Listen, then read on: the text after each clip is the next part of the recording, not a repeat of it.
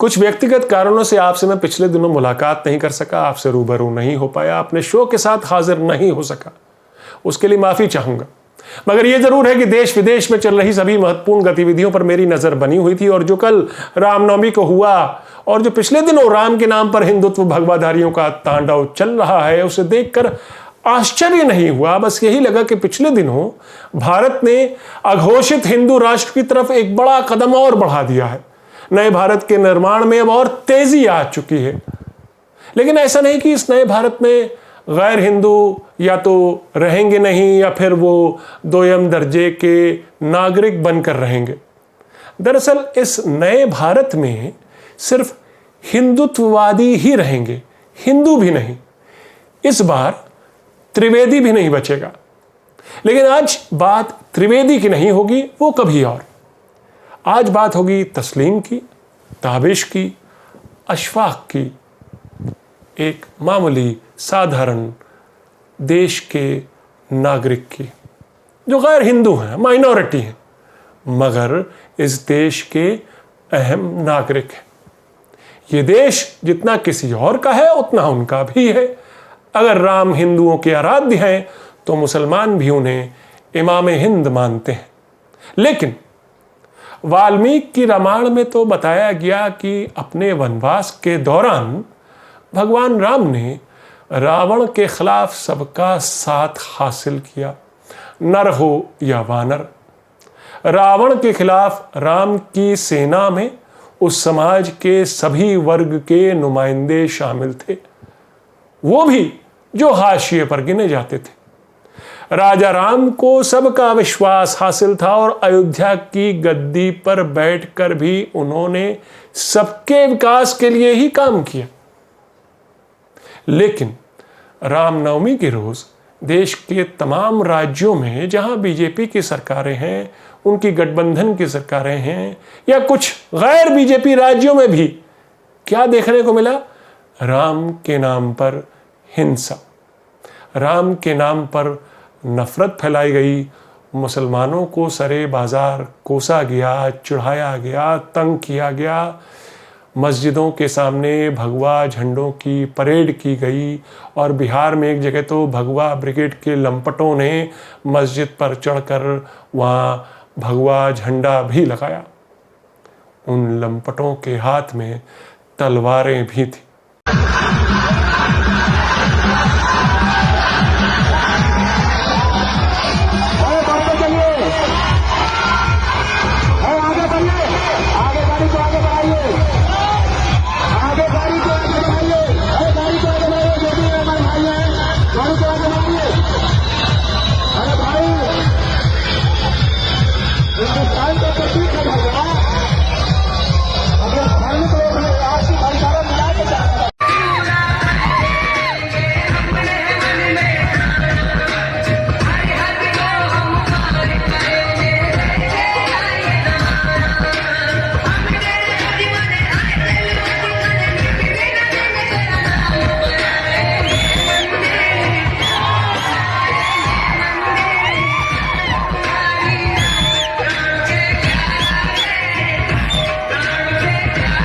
कहीं DJ music चलाया गया, कहीं हुड़दंग किया गया, जानते बूझते मुसलमानों को उकसाने, उनके खिलाफ नफरत के माहौल को बढ़ावा देने के सारे इंतजाम किए गए। ये सब रामनवमी और नवरात्र के दिनों हुआ, जबकि ये भी सबको मालूम था कि मुसलमानों के लिए भी ये बड़ा पाक रमज़ान का महीना चल रहा है।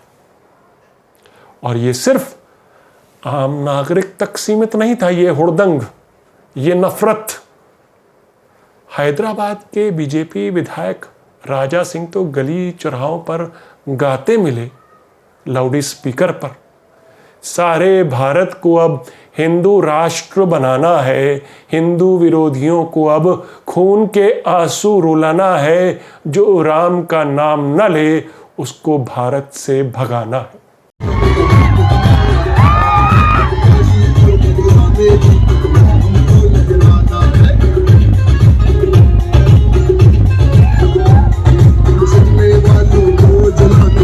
हमारा आया है काशी और मथुरा में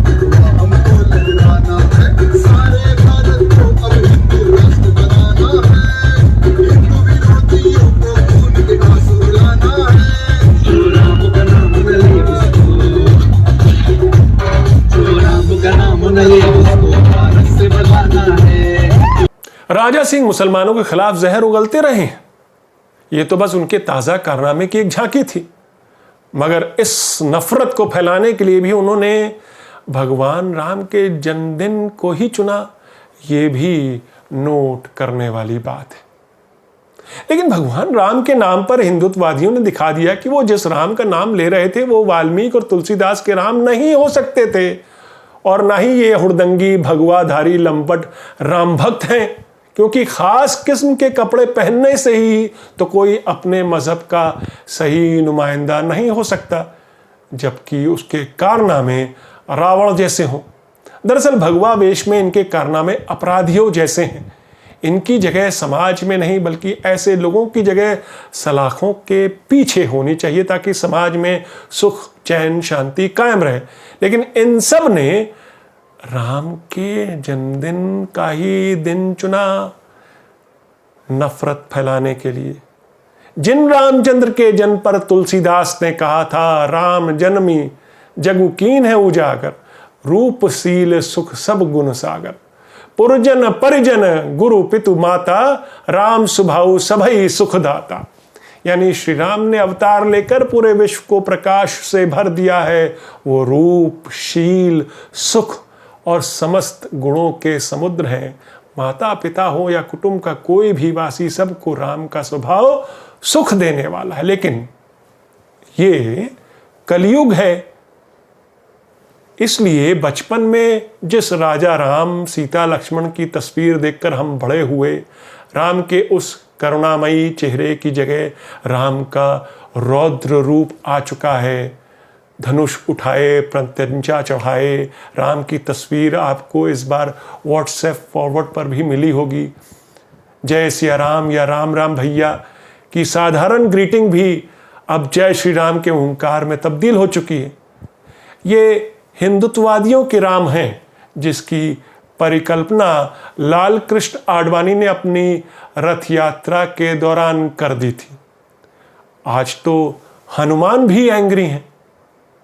ये नया भारत है, यहां राम के नाम पर प्यार नहीं नफरत फैलाई जा रही है। अब हर चीज केवल धार्मिक कट्टरता के मानकों पर ही तौली जा रही है। मंदिरों के आगे गरीब मुस्लिम फ्रूट वालों के ठेले नेस्तनाबूद किए जा रहे हैं। मजहब के नाम पर मुसलमानों के साथ भेदभाव किया जा रहा है। उनसे उनकी रोजी रोटी छीनी जा रही है। उनके साथ हिंसा की जा रही है। और इन सब वाक्यों में, चाहे वो गुजरात में हो या कर्नाटक में या मध्य प्रदेश या फिर बिहार में, एक चीज तो ये कॉमन है कि ये सब नए भारत के भगवाधारी हिंदुत्ववादियों का किया धरा है।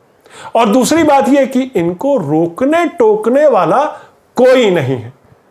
इन सब जगहों पर पुलिस प्रशासन नदारद था, और कहीं था भी तो उनकी आंखों के सामने नफरत के बाजार में ऊंची बोलियां लगती नहीं।